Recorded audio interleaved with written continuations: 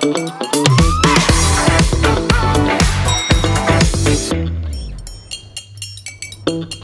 இல்லாம colour print பண்ணுங்க, அதுவும் மிக குறைஞ்ச விலையில. Epson Eco Tank printers. இது வெறும் ஃபேபுலஸ் இல்ல, இது டோட்டலி பிரிண்டபிளஸ். விருதுநகர் என்கின்ற அழகிய இந்த மாநகரில் 21 நாளாக நடைபெறுகிற எழுச்சி பயணம் விருதுநகர் மாவட்ட தலைவர் பெண்டகன் பாண்டரங்கன் அவர்கள் தலைமையில் நடைபெறுகிறது. இந்த நிகழ்ச்சியில் மிகவும் ஆவேசமாக மட்டுமல்லாமல் ஆதங்கப்பட்டு கொண்டு பேசிய முன்னாள் மத்திய அமைச்சர் பொன் ராதாகிருஷ்ணன் அவர்களே,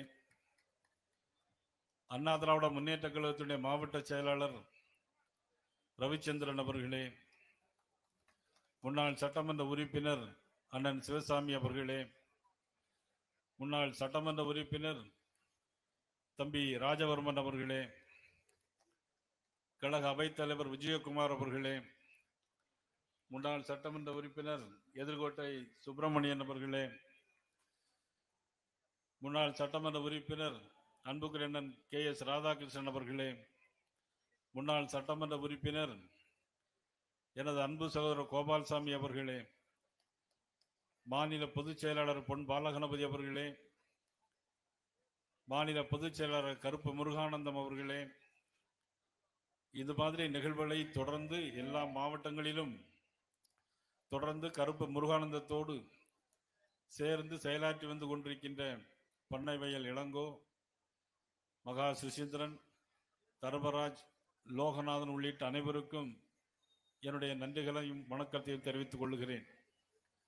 தென்னிந்திய ஃபார்வர்ட் பிளாக் அன்பு தம்பி திருமாறன் அவர்கள் தலைமையில் இயங்குகின்ற மாவட்ட செயலாளர் கணேஷ்குமார் அவர்களே, மாவட்ட தலைவர் தமிழ் மாநில காங்கிரசுடைய ராஜபாண்டியன் அவர்களே, மாநில பொதுச் செயலாளர் பேராசிரியர் இரா சீனிவாசன் அவர்களே, மாநில செயற்குழு உறுப்பினர் கஜேந்திரன் அவர்களே, செயற்குழு உறுப்பினர் வெற்றிவேல் அவர்களே, கர்னல் பாண்டியன் அவர்களே, சீதாராமன் அவர்களே, காளீஸ்வர் அவர்களே, PK ராஜா அவர்களே, இவை அத்தனைக்கும் மேலாக வருகின்றிருக்கின்ற பத்திரிகை நண்பர்கள், காவல்துறை நண்பர்கள், உங்கள் அனைவருக்கும் இன்னும் அனைத்து தோழமை கட்சியினுடைய ஒன்றிய நகர கழகத்துடைய செயலாளர்கள், திரளாக வருகின்ற மகளிரினுடைய பொறுப்பாளர்கள் அனைவருக்கும் எனது பணிவு கலந்த வணக்கத்தை தெரிவித்துக் கொள்ளுகிறேன். இந்த விருதுநகர் மாவட்டம் என்று சொன்னாலே தமிழகத்தில் தெரியாத ஒருத்தர் கூட இருக்க முடியாது. அத்துணை சிறப்புகளை பெற்ற இந்த விருதுநகர் மாவட்டம், இந்த விருதுநகர் மண், பராசக்தி அம்மன் அருள் பாலிக்கின்ற இந்த இடத்தில், வேலவன் அருள் பாலிக்கின்ற இந்த இடத்தில், இருக்கன்குடி மாரியம்மன் அருள் பாலிக்கின்ற இந்த சாத்தூர் மண்ணில், இதே மாவட்டத்தில் தான் ஸ்ரீலிபுத்தூர் ஆண்டாள் அருள் பாலித்துக் கொண்டிருக்கிறது மட்டுமல்ல, தமிழ்நாட்டினுடைய கோபுரத்தின் சின்னமாக விளங்குவதும் இந்த விருதுநகர் மாவட்டம். அவ்வளவு பெயர் போற மாவட்டம். அது மட்டுமா, விருதுநகர் என்று சொன்னாலே எல்லோருக்கும் நினைவுக்கு வருவது பெருந்தலைவர் காமராஜர். கல்விக்கண் திறந்த காமராஜர். காமராஜரை தந்த மண் இந்த மண். ஒரு முதலமைச்சரையா தந்த மண் இந்த மண். 3 முதலமைச்சர்களை தந்த மண் இந்த மண். முதலிலே சுப்பிரமணிய ராஜா அவர்களை தந்த மண் இந்த மண். இரண்டாவது முதலமைச்சர் கர்ம வீரர் காமராஜர் அவர்கள். மூன்றாவது முதலமைச்சர் யார் தெரியுமா? மூன்றாவது முதலமைச்சர் யார் சொல்லுங்க பார்க்கலாம்.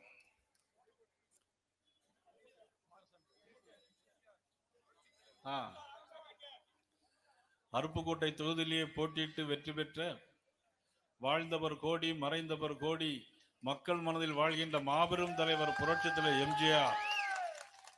3 முதலமைச்சர்களை தந்த எம்ஜிஆர், 3 முதலமைச்சர் தந்த மண் இந்த மண். அதனால தான் ஆதங்கப்பட்டு பேசினார் அண்ணாச்சி பொன் ராதாகிருஷ்ணன் அவர்கள். எவ்வளவு ஆதங்கம்! உண்மையிலே அவருக்கு பொண்டாட்டியும் கிடையாது, பிள்ளையும் கிடையாது, மிகப்பெரிய கோடீஸ்வரர். ஆனால் இன்னைக்கு வெறும் வேட்டி சட்டையோடு இந்த நாட்டு மக்களுக்காக உழைத்துக் கொண்டிருக்கிறார். 10 வருஷம் மத்திய அமைச்சரா இருந்தார்.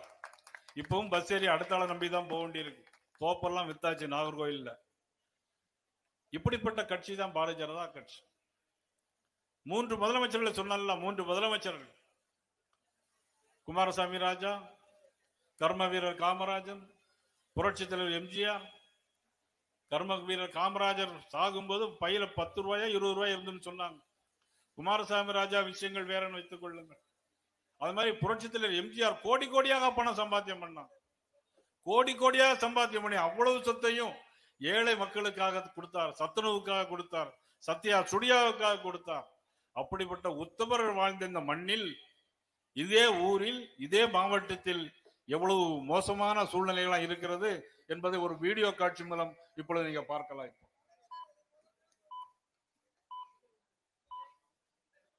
பெருந்தலைவர் ஐயா காமராஜர் அவர்களை தமிழகத்திற்கு தந்த பெருமை மிக்க மாவட்டம் தான் விருதுநகர். இந்த மாவட்டத்தில் உள்ள அருப்புக்கோட்டை, பட்டாஸ் மற்றும் தீப்பெட்டி உற்பத்தி மையங்களில் ஒன்றாகவும் திகழ்கிறது. அதே போல தேவார பாடல் இடம்பெற்ற திருமேனிநாதர் கோவில் திருச்சூழியில் தான் அமைந்திருக்கிறது. சோகம் என்னவென்றால் உழைப்பு உழைப்பு உழைப்பு என்று அனுதினமும் உழைப்பையே நம்பி வாழும் மக்களின் ரத்தத்தை திமுக எனும் ஆட்கொள்ளி ஒட்டுண்ணி உறிஞ்சிக் கொண்டிருக்கிறது. இந்த மாவட்டத்தில் கடந்த 2022 2025 வரை நடந்த வெடி விபத்துக்களில் 89 பேர் பலத்த காயமடைந்து 134 பேர் இறந்தும் போயிருக்கிறார்கள். இதை தடுக்க இதுவரை இந்த திமுக அரசு ஏதாவது நடவடிக்கை எடுத்திருக்கிறார்களா என்று கேட்டால் கண்டிப்பாக இல்லை என்றுதான் பதில் வரும். மக்களின் உயிரை பற்றி எல்லாம் இந்த திமுகவினருக்கு அக்கறை இல்லை. இந்த பகுதியில் 2 அமைச்சர்கள் இருந்தும் விருதுநகர் மாவட்டத்திற்கு இதுவரை இவர்கள் செய்த நன்மைகள். நிதித்துறையை கவனிக்கும் அமைச்சர் வருடா வருடம் மாணவர்களுக்கு இலவச லேப்டாப் வழங்குவோம் என்று வாயில் வடை மட்டும்தான் சுடுகிறார். அடுத்த 2 ஆண்டுகளில் 20 லட்சம் கல்லூரி மாணவர்களுக்கு அவரவர் விருப்பத்தின் அடிப்படையில் ஒவ்வொருவருக்கும் கைக்கணினி அல்லது மடிக்கணினி வழங்கப்படும். அடுத்த 2 ஆண்டுகளில் 20 லட்சம் மாணவர்கள் என்று சொன்னால் அதற்கு முதல் கட்டமாக இந்த ஆண்டு 2000 கோடி ரூபாய் நாங்கள் ஒதுக்கி இருக்கிறோம். இப்படி மட்டும் அமைச்சர் ஒரு பக்கம் வாக்களித்த மக்களை அவமதிக்கும் அமைச்சர் மறுபக்கம் பழங்குடியினரை அவமதிப்பதையும் மனு அளிக்க வரும் பெண்களை தாக்குவதையும் தான் தார்மீக பணியாக செய்து வருகிறார். இவருக்கு இதான் வேலை. கேட்டால் சமூக நீதி ஆட்சி என்று பிதற்றுவார்கள்.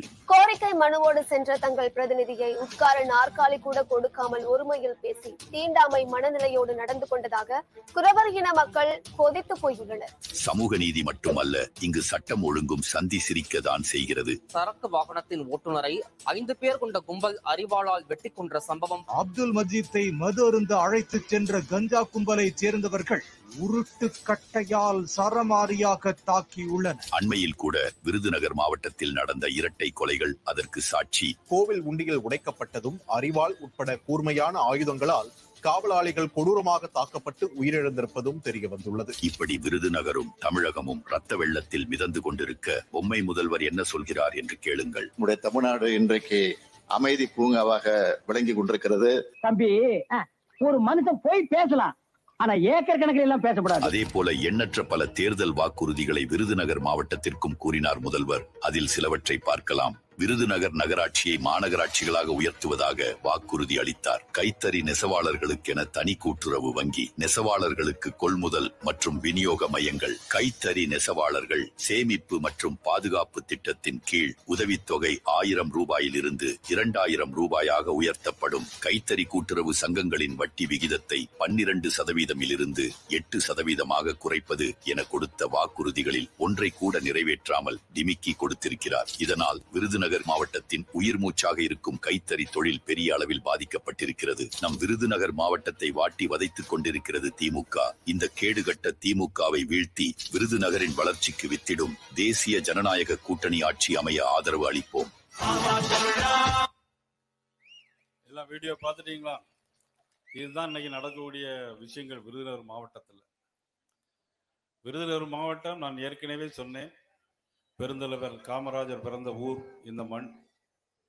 அது மட்டுமல்ல, சுதந்திரத்திற்காக போராடிய மருது பாண்டியர்கள் பிறந்ததும் இந்த மாவட்டத்தில் தான். நரிக்குடு முக்குளம் என்கிறதில் மருது பாண்டியர்கள் பிறந்த ஊரும் இதுதான். தேசியமும் தெய்வீகமும் இரு கண்கள் என்று சொன்ன பசும்பன் முத்துராமலிங்க தேவர் ஐயா போட்டியிட்டு சட்டமன்றத்திற்கும் நாடாளுமன்றத்திற்கும் போட்டியிட்ட ஊரும் இதுதான். இவ்வளவு சிறப்புகள் வாய்ந்த ஊர் இந்த விருதுநகர். இனிமேலும் நீங்கள் வாக்களிக்க வேண்டிய கட்சி எதுவாக இருக்கும் என்று சொன்னால் தேசிய ஜனநாயக கூட்டணிக்கு வாக்களிக்க வேண்டும் என்று உங்களை எல்லாம் நான் இந்த நேரத்தில் அன்போடு நான் கேட்டுக்கொள்கிறேன். திராவிட முன்னேற்ற கழகம் ஆட்சி பொறுப்பேற்றிலிருந்து நான் எதற்கு சொல்கிறேன் சொன்னால், ஒவ்வொரு பிள்ளைகளும் படிக்க வேண்டும் என்று கண்ணும் கருத்துமாக விளங்கியவர் கர்ம வீரர் காமராஜர் அவர்கள்.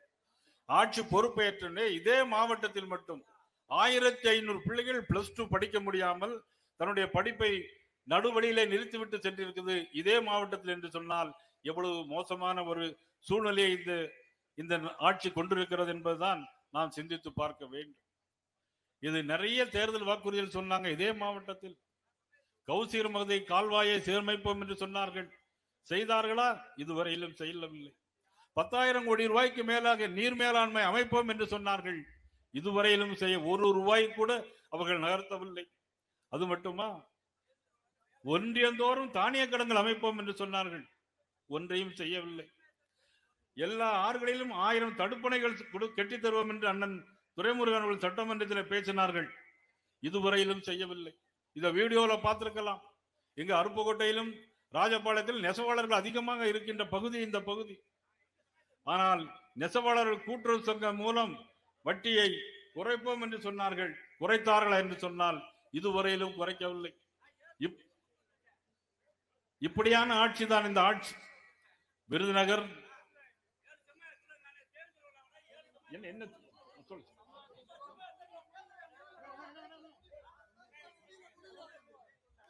தமிழ்நாடு இருக்கட்டும்.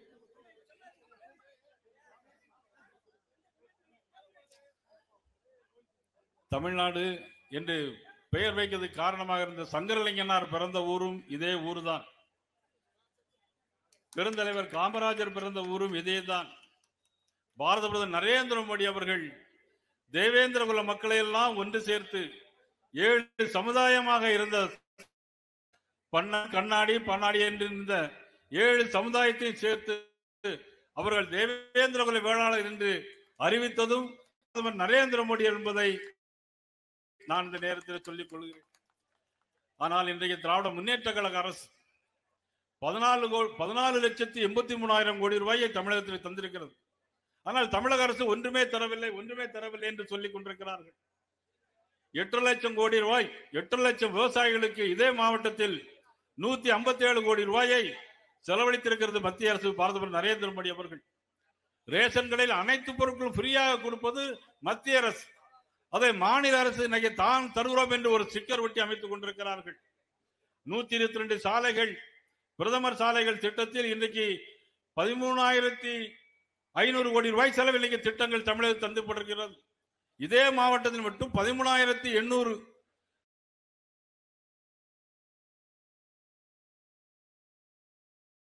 மோடி வீடுகள் கொடுக்கப்பட்டிருக்கிறது.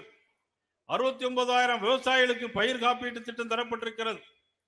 ஆயுஷ்மான் பாரத் திட்டத்தில் 73,280 பேருக்கு ஆயுஷ்மான் பாரத் திட்டத்தில் மத்திய அரசு இன்னைக்கு தொன்றிக் கொண்டிருக்கிறது. முன்னேறும் மாவட்டங்களில் விருதுநகர் இருக்க வேண்டும் என்பதற்காக 22 கோடி ரூபாயை PM திட்டத்தில் இந்த விருதுநகர் மாவட்டத்திற்கு மத்திய அரசு தந்திருக்கிறது என்று சொன்னால் அது மிகையாகாது. ராமலிங்கபுரத்தில் PM மித்ரா யோஜனா திட்டத்தில் 22 கோடி ரூபாய் தந்தது மத்திய அரசு என்பதை நான் இந்த நேரத்திலே சொல்லிக்கொள்ள கடமைப்பட்டிருக்கிறேன். 10,000 கோடி ரூபாய்க்கு மேலாக இதே ஊரில் 10,000 கோடி ரூபாய்க்கு மேலாக 1 லட்சம் பேருக்கு வேலை வாய்ப்பு கிடைக்கிற இடத்துல இன்னைக்கு ஜவுளி திட்டத்தை கொண்டு வந்தது மத்திய அரசு. இவ்வளவு பெரிய திட்டங்களையும் மத்திய அரசு தந்திருக்கிறது சொன்னால் அதற்கு காரணம் பாரத பிரதமர் நரேந்திர மோடி அவர்கள். இங்கே விருதுநகரிலே மருத்துவக் கல்லூரி வந்திருக்கிறது. தமிழகத்தில் ஒட்டுமொத்தமாக 11 மருத்துவக் கல்லூரிகள் வந்திருக்கிறது. 11 மருத்துவக் கல்லூரிகளையும் கொடுத்தது பாரத பிரதமர் நரேந்திர மோடி அவர்கள். பெற்று தந்தது அன்றைக்கு முதலமைச்சராக இருந்த நமது அண்ணன் எடப்பாடியார்கள் என்று சொன்னால் இவகையாகாது. இப்படியாக ஒரு மத்திய அரசும் மாநில அரசும் சேர்ந்தால்தான் எல்லா விஷயங்களையும் பெற்றுத்தர முடியும். அந்த வகையில் இந்த அரசாங்கம், தமிழ்நாடு அரசாங்கம் மத்திய அரசோடு ஒரு மோதல் போக்கை கொண்டிருக்கிறது.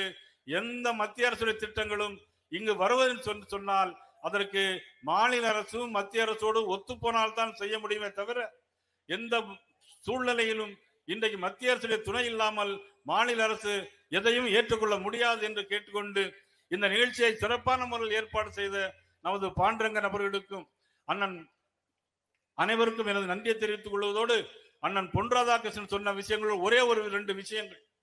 கஞ்சா போதைப் பொருட்கள் இன்னைக்கு நாடு முழுக்க அதிகமாகி கொண்டே போகிறது. அதை தடுத்து நிறுத்த வேண்டும். எதிர்கால சந்தையினர் வாழ்வை நாம் பாதுகாக்க வேண்டும். அதற்காக இன்றே நாம் சூளுரை ஏற்க வேண்டும். அனைத்து இந்திய அண்ணா திராவிட முன்னேற்ற கழகம், பாரதிய ஜனதா கட்சி, தமிழ் மாநில காங்கிரஸ், தென்னிந்திய ஃபார்வர்ட் பிளாக், ஐக்கிய ஜனநாயக கட்சி, புதிய நீதி கட்சி ஆகிய எல்லா கட்சிகளும் ஒன்று சேர்ந்து நாம் வரக்கூடிய தேர்தலில் தேசிய ஜனநாயக கூட்டணியை வெற்றி பெற செய்ய பாடுபட வேண்டும் வேண்டும் என்று இந்த நேரத்தில் கேட்டு வாய்ப்புக்கு நன்றி கூறி விடைபெறுகிறேன். நன்றி, வணக்கம்.